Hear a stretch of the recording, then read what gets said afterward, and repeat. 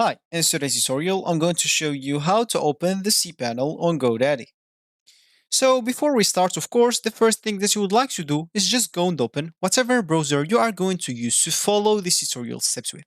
Here in my case, I'm actually using Brave, but of course in your case, you can use any other browser could be possibly working for you. Once you open that browser, make sure to go into this URL section, simply type godaddy.com and hit the enter button. Of course, that should take you into this page.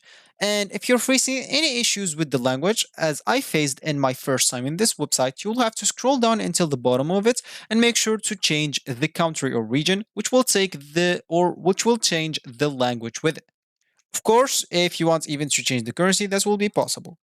So now you will have to go back and log in into your account if you have one. And if you don't have an account, you'll have to go and create one. Of course, you will be able to do both options. At this top right corner option, you will find the option to create or even log in into your account. Once you did one of those two options, you'll find yourself on this screen, which is going to be your home screen or your main screen on the GoDaddy website. So as we said in the beginning of this tutorial is we would like to open the cPanel. So of course, to access the cPanel, you'll have to enter the IP address or the domain and the 2083 ports in your preferred browser. Then of course, you'll have to enter your cPanel username and the username text box. Then enter your password in the password text box and click at login.